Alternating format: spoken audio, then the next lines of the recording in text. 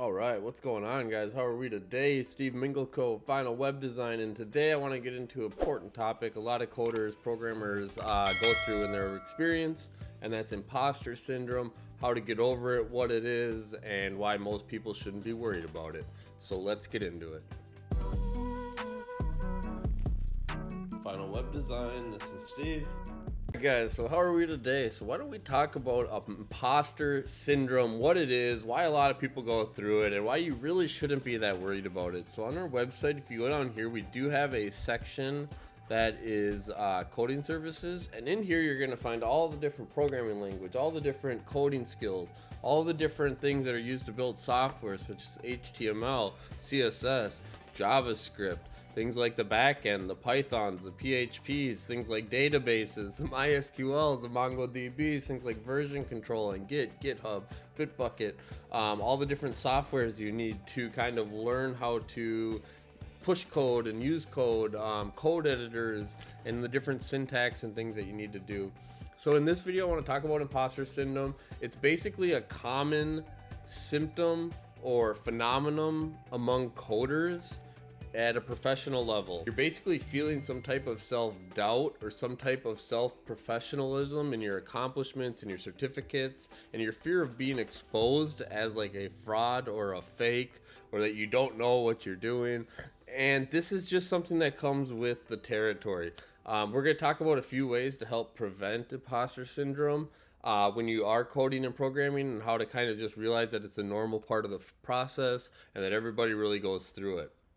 So I think the first thing that everybody needs to really do is just, when you're going into all these different programming languages, is you want to recognize your accomplishments and what you do know. What are the skills you're really good at? Are you more of a front-end developer with the HTMLs and the CSSs and the JavaScripts? Are you more of a back-end developer with the PHPs, the Pythons, the databases, things like that, MySQL? So you really have to kind of recognize, the first thing is just what are your achievements? What have you accomplished over the years? What have you worked on? What projects have you understand? And that's a really good first place to start, because once you realize your achievements, you can kind of use some type of barrier to compare yourself.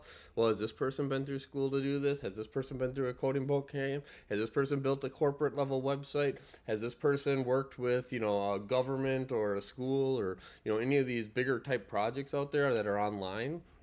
So the first one is just recognize and acknowledge your accomplishments. The second one is to understand that everybody is going through this process too. There is no way that you can get into this field and learn all these skills that are being required if you don't have some type of understanding that everyone is out here doing this. Everyone is out here trying to grow. Everyone is out here trying to learn. It's not an overnight, accomplishment, and yet there is going to be some self-doubt, because learning all these skills and knowing all these languages and knowing all these softwares and learning all these syntaxes is a lot of work, and not everybody can do it overnight, and not everybody can even do it in a lifetime. That's why they have specialized front-end developers. That's why they have special back-end developers. That's why they have database and servers and different type of people for each thing. So the second thing is just really understanding that everybody learns and grows. This is a process everybody's going through. Everybody has some type of imposter syndrome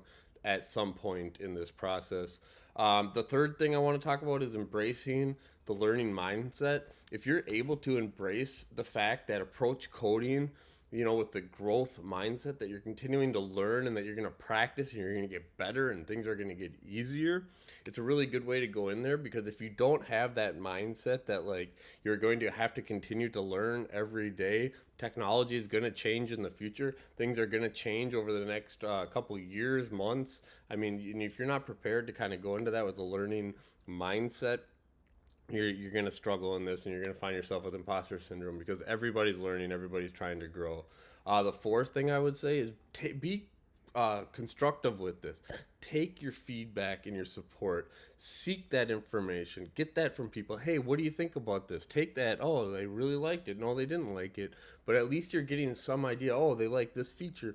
Oh, they think that this was coded bad. Oh, take that stuff with a grain of salt and just take it as a learning experience too. Don't hesitate to seek this information. Again, not everybody knows everything. It's hard to learn all this stuff. There's a lot of information. Some people are better at this. Some people specialize in just this, and you need to take that knowledge. You need to seek that from the coding community, from the bosses, from the project managers, from anybody really working or looking at this software and stuff with you. It's just part of the process, so seek feedback and support. Number 5 is to keep learning and stay updated. The field of coding is constantly evolving. It is very important to stay updated with the latest technologies, with the latest frameworks, and with the best practices. Continuously learning and expanding your knowledge is going to improve your skills, and it's going to improve to make you more confident in the abilities that you have. And this is just with everybody. So, as you get into learning HTML, it's an easier skill to have. It doesn't take a long time to learn that, but as then take that, embrace that, maybe work in email marketing, maybe work in something more of the HTML based structure of landing pages or something like that. You don't have to take everything at once. So just 5, keep learning and staying updated. Number 6 is to build some type of support network. So there's a lot of different groups, there's a lot of different organizations, whether they're online, whether they're in their local metro area or community, around the world. This isn't just here in the United States, this is throughout the world. There's a lot of different organizations. Try to be a part of those, try to join those, try to be in some type of involvement on other projects, submit codes, submit commits and things like that are going to highlight your skills and continue to kind of just build up that work portfolio that you have in the back that will continue to help you grow going forward.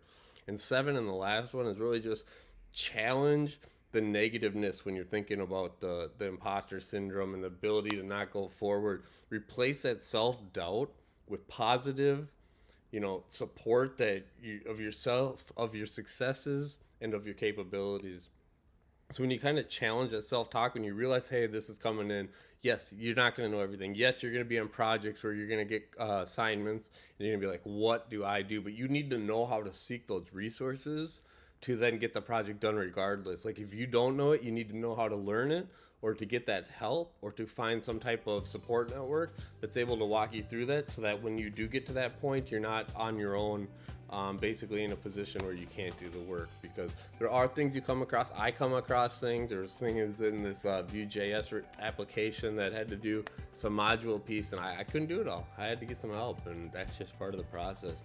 So just with that being said, guys, I'll just quickly recap here, is that I hope we got this video playing in the background now because I got 2 monitors. But the first one is to just recognize and acknowledge your achievements. The second one is to understand that everyone is learning and growing. The third one is to embrace the learning mindset. The fourth one is to seek feedback and support. The fifth one is to keep learning and staying updated. The sixth one is to build a support network. The seventh one is to challenge self-negative talk. So guys, with those being said, remember, imposter syndrome is a common experience. Many successful individuals go through this. Everybody has experienced it at some point in their coding career or their programming career. So just know that you're not alone. With that, like and subscribe, that stuff helps. And hopefully we'll catch you guys in the next one. Peace.